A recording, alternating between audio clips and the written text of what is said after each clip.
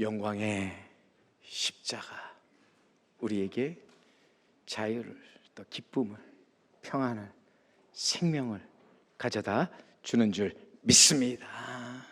우리가 그 십자가의 영광에 이르기 위해서는 십자가의 고난을 함께하는 자 되어야 할 줄로 믿습니다. 인생을 우리가 표현할 때 빈손으로 왔다 빈손으로 가는 공술의 공수거의 인생을 얘기하죠.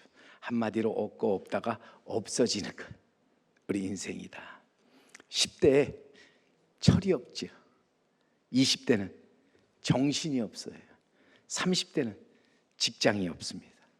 40대가 되면 돈이 없고 50대는 일이 없어집니다. 60대가 되면 힘이 없어지고 70대가 되면 낙이 없습니다. 80대가 되면 배우자가 없어졌어요.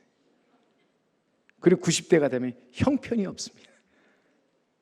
그리고 100대가 되면 다 필요 없습니다.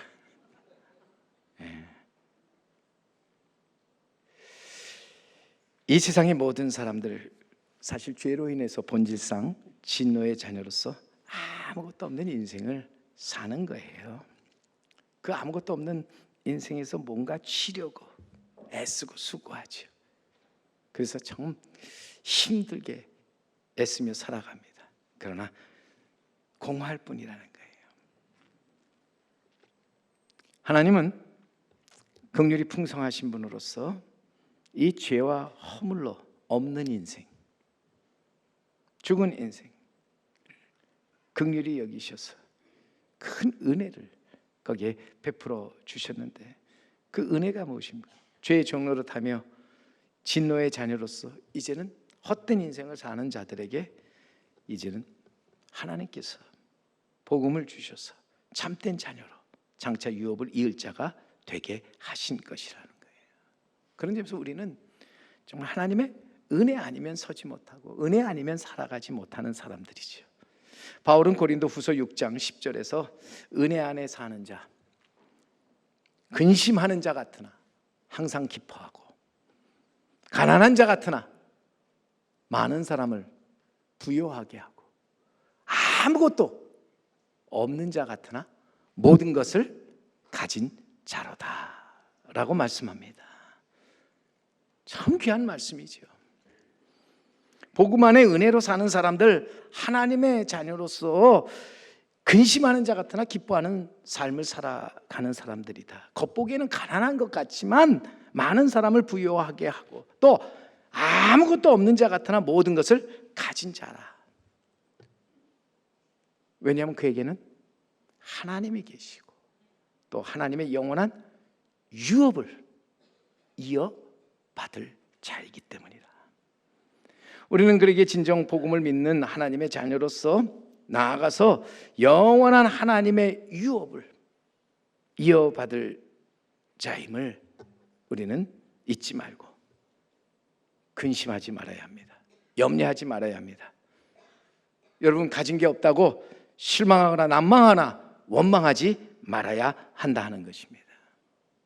우리에게는 남들이 없는 것이 우리에게 있기 때문이죠. 모든 것이 다 없어도 여러분, 확실한 거 한 가지만 우리가 있다면 그것을 가지고 우리는 모든 것을 가진 자가 된다 하는 것입니다. 탈무드에 나오는 이야기인데, 여러분, 시골에 살고 있던 한 부자가 있었는데 아들을 아주 멀리 유학을 보냈습니다. 요즘이야 뭐 이제 핸드폰으로 또는 뭐 전화로 서로 이제 안부도 묻고 하지만, 옛날에는 그게 안 되니까 멀리 유학 보내면은 소식이 다 끊어지는 거죠. 어쩌다 편지 하나 쓰면은 그게 몇 달 만에 그 소식이 이제는 오는 정도니까요. 그런데 어느 날 이 부자 유대인이 그냥 병이 들고 말았습니다. 죽기 전에 아들을 만날 수 있겠는가 불안한 생각이 든 이 유대인은 바로 이제 그 가정에서 가장 오랫동안 일을 하고 그 가정에서 제일 오래된, 우리가 얘기하면 수속종이라고 그럴까요? 수속종을 불러 이제는 유언장을 쓰게 됩니다. 그 유언장에는 전 재산을 그 종에게 준다는 것과, 그리고 단 아들에게는 아들이 원하는 것 한 가지만은 반드시 주어야 한다는 내용이 적혀 있었습니다. 유언장을 쓴 지 얼마 안 돼서 병으로 그는 죽고 말았는데, 유언장에 따라서 전 재산을 상속받은 이 종은요, 바로 이제는 그 멀리 있는 주인의 아들에게 달려가지요. 그래서 아버지의 죽음, 그리고 그가 남긴 유언장을 그에게 전해 줍니다. 아들은 아버지의 죽음 앞에 매우 슬퍼했죠. 그러면서도 아버지가 남긴 그 유언장을 보고 마음이 몹시 상했습니다. 장례를 다 이제 돌아와 마치고 아들은 이제 랍비를 찾아가서 모든 상황을 설명합니다. 아버지께서 왜 제게는 아무런 유산을 물려주지 않았는가, 그러면서 서운함을 그대로 이제는 이야기합니다. 그때 랍비가 결국 이렇게 말을 하죠. 자네 아버지는 매우 현명하신 분이셨다. 자네를 매우 사랑하셨다. 이 유언장을 보면 알 수 있다. 그러자 이 아들이 의아하면서 무슨 말씀입니까? 아버지는 전 재산을 다 종에게 주고 저에게는 아무것도 남겨주지 않았는데 무슨 말씀입니까? 랍비가 아니세, 아버님은 자네에게 정말 귀한 유산을 남겼네. 유언장을 가서 다시 한번 잘 읽어보게. 그 말을 듣고 이제 아들은 돌아가서 아버지의 그 유언장을 다시 보면서 그 유언장에 담긴 그 아버지의 마음을 깊이 이제는 생각해 봅니다. 현명한 아버지는 자기가 죽을 때 곁에 아들이 없을 걸 분명히 알고 있었기에 이제는 아무 조치 없이 그냥 죽어버리면은 종은 그 죽음조차 아들에게 알리지 않고 모든 재산을 나름대로 다 이제는 빼돌릴 수 있다고 그런 생각을 갖게 됐지요. 그래서 전 재산을 종에게 주겠다 하니까 종은 너무 기뻐서 이제는 그 아버지가 죽자 그 아버지의 죽음을 아들에게 곧바로 달려가서 알려주었고, 그 유언장을 이제는 보여주면서 이제 아들에게 모든 것을 알려주었죠. 그리고 그가 이제 주인이 죽었지만 그 누구도 어느 정도 재산을 조금 더 빼돌리지 못하도록 이제 다 철저하게 조치를 취해 놓았습니다. 결국 한참 생각한 후에 이 아들은 아버지의 지혜로 그리고 그 유언의 참 의미를 깨닫게 된 것이죠. 그리고 그 마지막에 쓴 문구, 전 재산을 다 종에게 주지만 아들이 원하는 것 한 가지만은 아들에게 주어야 한다. 아들이 원하는 대로 해줘야 한다 하는 것이 아버지의 그 주인의 유언이었기 때문에, 당시의 법을 보면 종이나 노예의 재산 모두가 다 주인의 것으로서 종이 모든 것을 다 물려받고 모든 것을 다 가지고 있을지라도 그것은 다 누구의 것이 된다는 거예요? 주인의 것이 된다는 거예요. 아들이 그 종을 이제 선택해서 소유하게 된다면 그 종이 가졌던 모든 재산 다 그 아들의 것이 되어버리는 것을 아버지는 알고, 그렇게 이제 마지막 유언을 남기게 된 것이지요. 결국 아들은 아버지의 뜻깊고 지혜로운 의도를 깨닫고 나아가서 겨우 아버지의 모든 그 유업을 그대로 이어받게 되었다는 거지요. 여러분, 모든 것이 없다고 해도 우리에게 한 가지만 있으면 되지 않겠습니까? 많은 것이 필요한 게 아니라 우리에게는 가장 필요한 거 한 가지만, 그 한 가지만 있으면 된다 하는 것입니다. 우리는 세상 일로 분주하고 세상의 성공을 향해서 정신없이 살아갑니다. 있는 것보다 사실 없는 것에 대한 부족함과 아쉬움으로 살아가게 되지요. 그래서 항상 우리는 비교 속에서 불행합니다. 하지만 여러분, 마지막에 이르러서 결국 깨닫는 사실이 있는데, 그것은 모든 소유는 다 물거품과 같아서 내 생명이 끝나는 그 순간 더 이상 나의 소유가 아니라고 하는 거지요. 우리가 100세가 된 사람이 다 필요 없다 외쳤던 것처럼 우리에게 세상 떠나가 이 세상에 남아있는 모든 것들이 내게 무슨 소용이 있겠냐는 거예요. 그렇다면 우리가 이 땅에 살면서 반드시 있어야 한 가지, 그게 무엇이냐는 거예요. 그것은 바로 길이요 진리요 생명 되신 예수 그리스도, 그분만이 내게 있으면 그것으로 우리는 족하다고 하는 거지요. 우리에게 구원, 영원, 천국을 주시기 오신 예수님, 그분이 나와 함께 한다면 그것이 우리에게 있어서 가장 우리가 있어야 할 것이다. 모든 것을 우리가 다 가지고 있다 할지라도 이 한 가지, 예수 그리스도가 없는 인생은 헛된 인생이 되어버리고 마는 겁니다. 공허한 인생이 되어버리고 마는 겁니다. 그러나 우리가 아무 가진 것이 없다 할지라도 우리가 우리 안에 예수 그리스도가 있다면 그것은 복되고 참된 인생이 되는 줄 믿습니다. 17세기에 영국에 청교도였던 윌리엄 제킨이라는 목사님, 그는 말합니다. 세상이 좋아서 그리스도를 포기하는 것은 장난감에 눈이 팔려서 보물을 버리는 것과 같다. 순간을 보고 영혼을 포기하는 것은 그림자를 보고 실체를 보지 못하는 것이다 말하셨습니다. 그리고 이제 나중에 또한 그는 소망 중에 누릴 미래의 복과 달게 주님을 찬양하는 것이 우리의 마땅히 행할 도리라고 그는 외쳤습니다. 우리는 보이는 것 때문에 영원한 것을 잃어버리는 어리석은 자가 되지 말아야 하지요. 잠시 잠깐 있다 사라져 버리는, 지나가 버리는 것 때문에 영원한 소망 중에 누릴 미래의 복을 우리는 놓치지 말아야 한다 하는 것입니다. 우리는 진정 하나님이 택하사 거룩하고 사랑받는 하나님의 자녀로서 마땅히 예수 그리스도의 복음 안에서 소망 중에 누릴 미래의 복을 유업으로 우리 장차 받을 것을 믿고 끝까지 은혜 안에 서고 은혜 안에 사는 자가 되어야 할 줄로 믿습니다. 여러분, 장차 정말 이 하나님의 유업을 받을 자 누군가? 하나님의 은혜 안에 서고 은혜 안에 살아가는 자이지요. 그 안에 예수 그리스도를 영접하고 그 이름을 믿으며 그를 언제나 바라보고 살아가는 사람이다.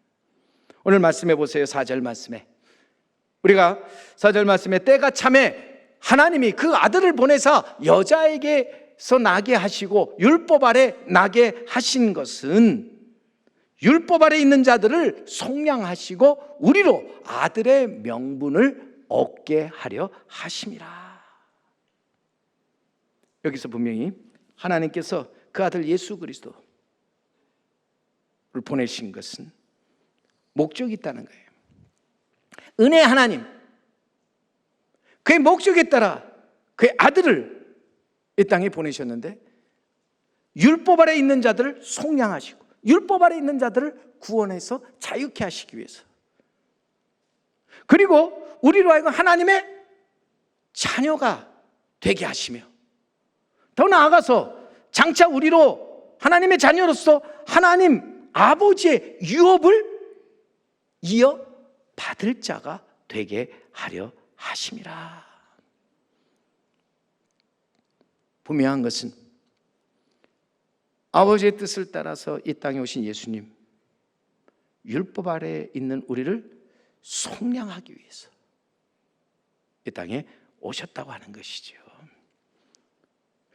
사실 이 땅에 사는 모든 사람들 다 율법에 속한 자들로서 율법을 피해 살아갈 수 있는 사람 없잖아요. 다 율법 아래에 있는 사람들이에요. 하나님은 그의 완전한 의의 표준으로서 그가 선택한 백성들에게 모세를 통해 율법을 주셨다고 하는 거예요. 율법은 너무나도 훌륭하고 완벽한 법입니다. 이 율법을 지켜 행하는 자가 복이 있죠. 그런데 문제는 인간이 그 율법을 다 지키기에 너무나 부족하다고 하는 거죠. 인간의 힘으로는 도저히 그 법을 온전히 따라갈 수 없다고 하는 거예요. 이론적으로는 인간이 율법으로 의롭게 될 수 있다고 말할 수 있지만 실제로 율법의 행위로 말미암아 의롭게 된 사람은 하나도 없다고 하는 거예요. 왜냐하면 하나님의 율법은 하나님처럼 거룩하고 영원하며 완전하고 선하기 때문이다. 그렇게 이 율법을 지킴으로써 의에 우리는 이르지 못한다. 자연히 하나님의 율법, 하나님의 백성들에게 그렇게 큰 짐이 되고 말았습니다. 멍해가 되고 말았습니다. 거침돌이 되었습니다. 보세요. 100가지 중에 99가지 이제 완벽하게 잘 했어도 여러분 한 가지 잘못하면 그것은 이제는 결국 율법을 어기는 것이 되죠. 자녀가 시험을 보고 난 다음에 99점 맞아서 기쁘게 들어와서 자랑하려고 엄마 나 오늘 99점 맞았어. 근데 엄마가 하는 말이 왜 100점 못 받냐고, 한 문제는 왜 틀렸냐고. 이럴 때 아이는 모든 것이 다 무너지잖아요. 율법은 우리의 조그만 실수도 용납하지 않습니다. 100%의 완전을 요구하고 있다 하는 거예요. 이 율법을 지켜 행함으로 의로울 자가 누가 있겠습니까? 근데 왜 하나님 이 율법을 주셨을까? 바울은 그의 믿음의 아들 디모데에게 보내는 그 편지에서 이렇게 말하죠. 디모데전서 1장 8절에서 10절까지 그러나 율법은 사람이 그것을 적법하게만 쓰면 선한 것임을 우리가 아노라. 알 것은 이것이니 율법은 옳은 사람을 위하여 세운 것이 아니요 오직 불법한 자와 복종하지 아니하는 자와 경건하지 아니하는 자와 죄인과 거룩하지 아니한 자와 망령된 자와 아버지를 죽이는 자와 어머니를 죽이는 자와 살인하는 자며 음행하는 자와 남색하는 자와 인신매매하는 자와 거짓말하는 자와 거짓 맹세하는 자와 기타 바른 교훈을 거스리는 자를 위함이니. 하나님께서 율법을 이제는 주신 것은 어떤 면에서 보면은 인간이 죄 가운데서 그 죄를 깨닫도록 하기 위해서, 옳은 길을 가는 사람을 위해서 하나님 율법을 세운 것이 아니라 죄의 길을 걸어가는 사람들에게 그 죄를 깨닫고 그 죄에서 돌이키도록 하기 위해서 율법을 주셨다 하는 것입니다. 그러면서 하나님이 주신 것으로 이 율법을 적법하게만 쓰면 이는 선한 것이지만 이 율법을 우리가 잘못 사용하면 그것은 우리에게 매우 악한 것이 되어버리고 만다 하는 것이죠. 여러분, 우리가 살면서 보세요.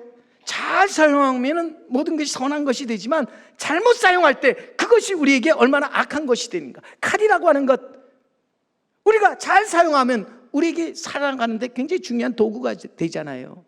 사람을 살리는 도구로 쓰여질 수 있습니다. 그러나 이 칼이 여러분 잘못 사용되면 결국 이 칼은 악한 것으로서 사람을 살리는 게 아니라 사람을 죽이는 데 사용될 수 있다 하는 것이죠. 오늘 율법이 갖는 것은 율법을 통해서 우리가 얼만큼 큰 죄인인가를 우리가 깨닫게 된다 하는 것입니다. 보세요.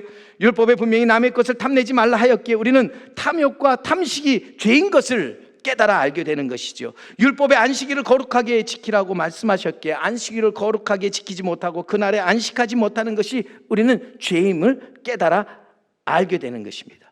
율법에 내 부모를 공경하라 하였기에 불효가 얼만큼 큰 잘못이고 죄악된 일인가. 더 나아가서 우리는 율법에 따라서 게으르고 나태함이 우리에게 얼마나 큰 죄악인가를 우리는 깨달아 알게 된다 하는 거예요. 그래서 바울은 로마서 3장 20절에서 분명하게 말합니다. 그러므로 율법의 행위로 그 앞에 의롭다 하심을 얻을 육체가 없나니 율법으로는 죄를 깨달음이니라. 율법의 기능이 뭐예요? 우리를 의롭게 하는 것이 아니라 우리의 죄를 깨닫게 하는 것이다. 그러기에 율법은 옳은 사람을 위하여 세운 것이 아니에요. 오히려 여러 가지 우리 주님께서 우리에게 요구하시는 모든 것들을 거스리는 자, 주님의 명령을 거스리고 나아가서 주님의 뜻을 거스리는 자들을 위한 것이다. 율법은 우리를 구원, 영원, 그리고 천국에 이르게 하지 못한다는 것이죠. 우리를 구원, 영원, 천국에 이르게 하는 것은 결코 율법이 아닙니다. 오직 은혜로서 이루어진다고 하는 사실을 우리는 잊지 말아야 할 줄로 믿습니다. 그럼 율법이 필요 없는 거 아닙니까? 아닙니다.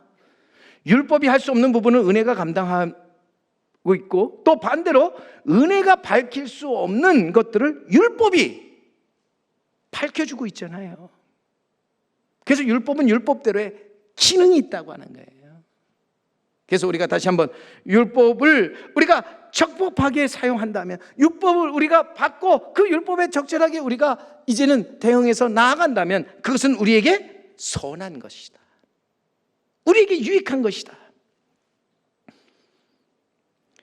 율법 아래 살아가는 사람들에게 율법의 참 정신을 가르쳐주고 은혜와 진리로서 구원을 베풀어 주시기 위해서 친히 이제 율법 아래 오신 분, 그분이 바로 하나님의 아들 예수 그리스도이십니다.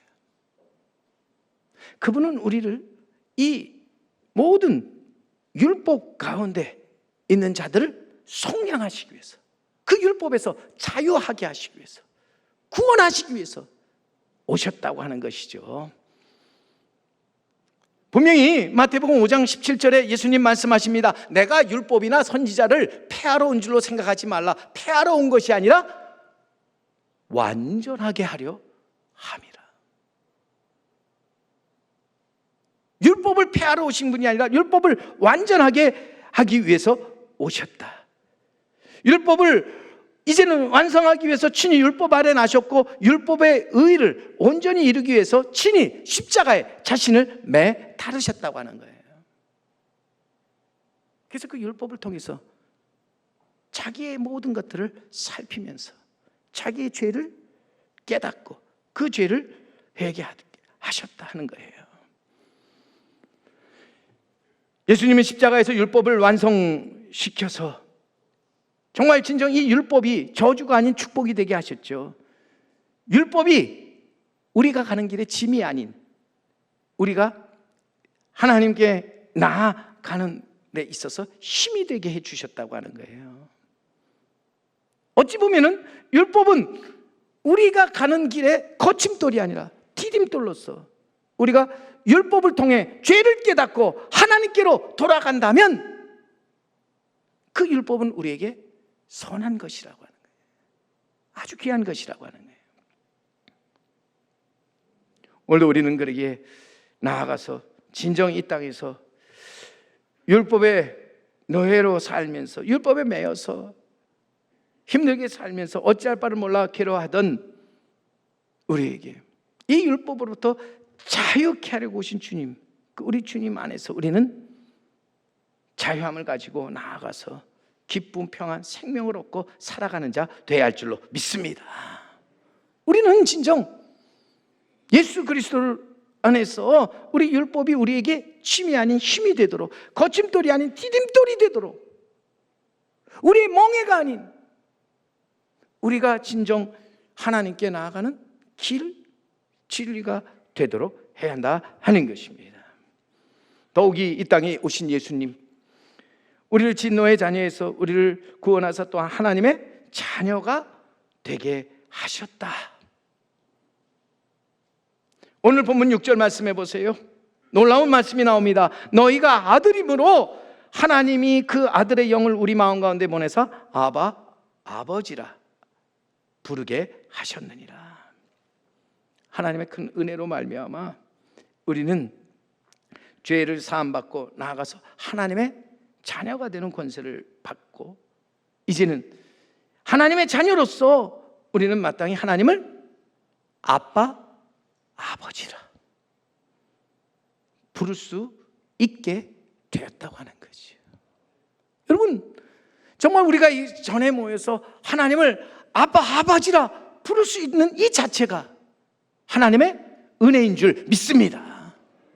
우리가 율법을 잘 지켜 행함으로 하나님을 아버지라 부르는 것이 아니라 하나님의 은혜로 말미암아 우리는 하나님께서 이제는 우리에게 부어주시는 그 성령의 충만함을 가지고 하나님을 향해서 아버지라 부르는 것입니다. 오늘도 그러기에 우리는 하나님 향해 아버지라 부를 수 있는 것이 얼마나 축복이요 영광스러운 일인가. 아버지라 부르는 것은 이제는 신분이 우리가 종이나 노예가 아니라 하나님의 자녀가 되었다고 하는 것을 우리에게 말씀해 주고 있는 줄 믿습니다. 오늘도 나아가서 우리는 그러기에 이제는 하나님의 자녀로서 이제는 우리가 하나님 아버지의 유업을 이어받게 되었다. 결국 주님 이 땅에 오신 것은 우리를 구원하시고 우리에게 자유함을 주셔서 이제는 그 자유함을 가지고 나아가서 주님을 영접하고 믿음으로 하나님의 자녀가 되는 권세를 가지고 이제는 하나님의 자녀로서 하나님의 유업을 이어받을 자가 되게 하기 위해서 우리 주님 오셨다. 하나님은 분명히 그의 자녀에게 주시고자 하는 것이 이 영원한 유업이죠. 영원한 기업이라고 하는 거예요. 이것을 결국적으로 우리에게 주시기 위해서 그 아들을 보내주셨습니다. 오늘도 이 땅에서 우리는 하나님의 은혜로서 그 아들 예수 그리스도가 이 땅에 오심은 율법 아래 있는 자들을 속량하사 자유케 하시고 우리로 하여금 하나님의 자녀가 되어 하나님을 아버지라고 부르는 가운데 이제는 장차 하나님 아버지의 유업을 이어받을 자가 되게 하시려고 주님 오셨고 주님 그 일을 위해서 십자가의 고난 죽음을 당하셨다. 이것을 여러분 기억하면서 우리는 나아가서 이러한 주님이 우리에게 있으면, 이러한 주님이 우리와 함께 하신다면 우리는 아무것도 근심할 필요가 없다. 아무것도 우리는 걱정 염려할 것이 없다. 가난과 질병과 늙음과 죽음조차 조금도 우리는 두려워할 필요가 없다고 하는 거예요. 주님이 우리와 함께 계시면 우리는 아무것도 없는 자 같으나 우리는 실상은 모든 것을 가진 자로서 우리는 장차 이 땅에서 영원한 구원과 영원한 생명 얻어서 영원한 천국에서 영원한 삶을 살게 될 줄 믿습니다. 오늘도 그러기에 우리는 은혜 안에서 하나님의 택하시 거룩하고 사랑받는 하나님의 자녀로서 하나님의 유업을 이어받을 자임을 기억하시고 늘 믿음 안에서 끝까지 이제는 흔들리지 말고 하나님의 영광을 위해서 살아가는 은혜 안에 속어 은혜 안에 살아가는 우리 성도 여러분 그리고 제3교회가 되기를 주님의 이름으로 간절히 축원합니다.